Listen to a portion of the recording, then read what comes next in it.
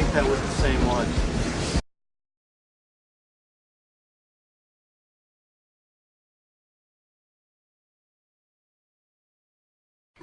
Tornadoes are rapidly rotating columns of air with wind speeds that can range from 40 to 300 miles per hour. The strength of the tornado, on the enhanced Fujita scale, is determined by the amount of destruction it causes. According to the enhanced Fujita scale, an EF0 tornado may cause damage to chimneys, signs, and tree branches, while an EF5 tornado may lift homes completely off of their foundations and toss them far distances, debark trees, and even destroy steel-reinforced concrete structures. Scientists do not know exactly how or where a tornado will form, but they do know that 4 key ingredients are needed to create the right conditions for a twister. These key elements include instability, shear, moisture, and lift. Frontal systems in the plains often cause cool air from the north to collide with warm, moist air from the Gulf of Mexico, creating an unstable atmosphere. This moist, unstable air, combined with a change in wind speed or direction with height, also known as shear, provides the perfect environment for a tornado. Supercell thunderstorms like this one are indicative of the right conditions for the formation of a tornado. Tornadoes can be extremely violent and cause devastation to life and property.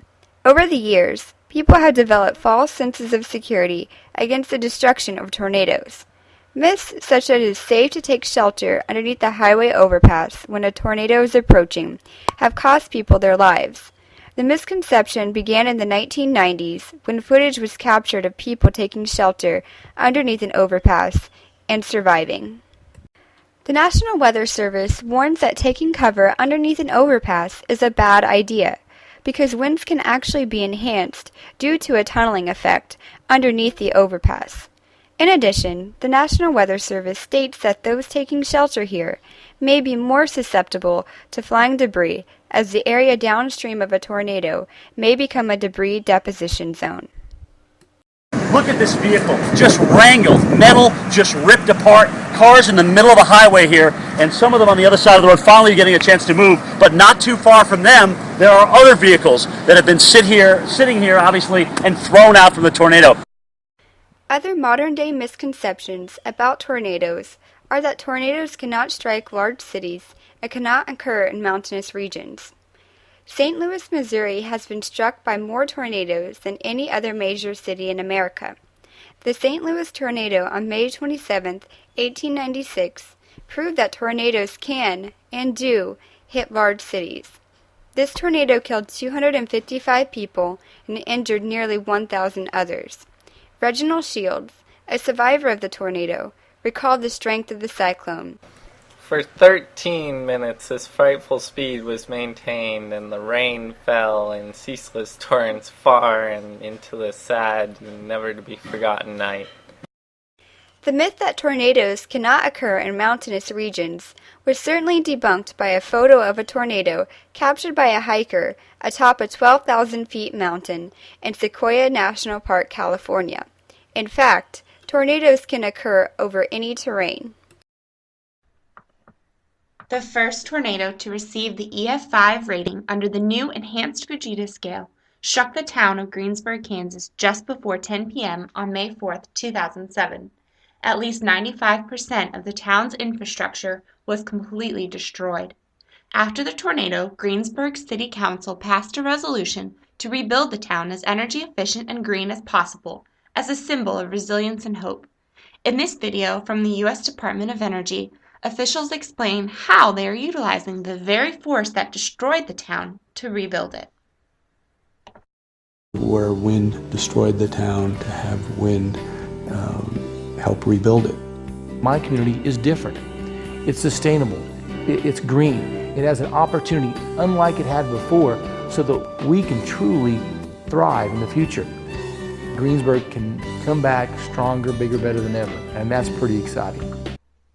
The month of April 2011 saw a record-breaking 758 tornadoes across the United States.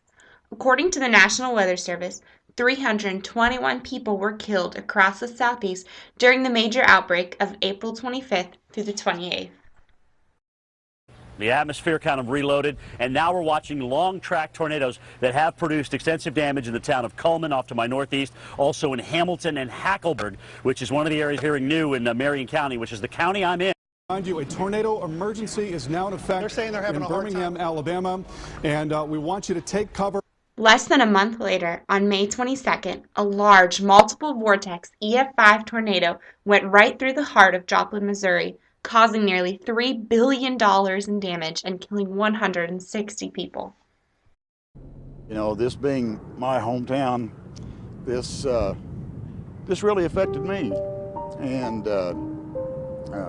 because it seemed like it just took the center right out of town. Every day, if you went from one end of town to the other, you had to go through the devastation area. And 2012's tornado season is already off to a memorable start. On March 2nd, a deadly tornado outbreak ravaged portions of the Tennessee and Ohio River Valley. There were 13 tornadoes rated at EF3 or higher. The strongest, an EF4, tore through Henryville, Indiana. An added complication to the rescue and cleanup process was the several inches of snow that fell across Indiana and Kentucky less than 2 days later. Continuing coverage now of this deadly tornado outbreak. You are looking here at first on the left, the top left.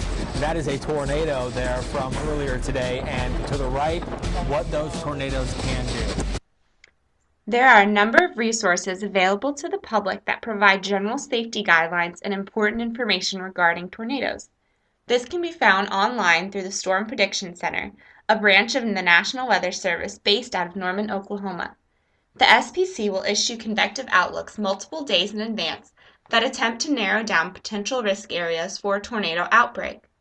Day of, the SPC will outline regions where conditions are favorable for a tornado to develop. This is known as a tornado watch. It is then up to the individual weather forecast offices of the National Weather Service to issue tornado warnings when either rotation has been indicated through Doppler radar or a funnel cloud has been spotted by local law enforcement and trained spotters. Sometimes the SPC will issue a PDS watch, a particularly dangerous situation, when the forecasters have a high confidence that multiple violent tornadoes will occur. The very first tornado forecast was issued in 1948 from Tinker Air Force Base. Since then, the detection of tornadoes and dissemination of warnings has improved both in accuracy and reliability. In the 1950s, meteorologists first discovered how to use radar to detect rotation in the atmosphere, and in 1953, a framework was created for modern tornado warnings. Over the years, this has evolved and now includes a television crawl, introduced in the 70s, outdoor mechanical and electronic sirens, and NOAA weather radios. Current warning lead times average 13 minutes with a 70% false alarm rate. For those of you, especially in northern Fayette County, it looks like it's clearly going to be passing north of downtown Fayette, coming up toward Winfield and Guin. Got a good sky cam in Guin. We'll check that out in a moment. But again, this is a possible tornado that is now northeast of Vernon. The future of warning dissemination incorporates GPS technology to alert citizens in the warned community via cell phone or emails. Storm chasing is a rapidly growing field, both as a research-driven occupation and a recreational endeavor. Tornado projects such as Vortex 2 and Rotate Light are the basis for groundbreaking advancements in tornado warning lead times and the implementation of new safety measures. Millions of dollars in science grant money is dedicated each spring and summer to investigating the science behind twisters. But chasing is not just for the scientists and meteorologists. Photographers, filmmakers, and thrill seekers have all taken up storm chasing as both a hobby and a way of life. There are even vacation tornado tours available to the general public. Against the wind, we were running against the wind.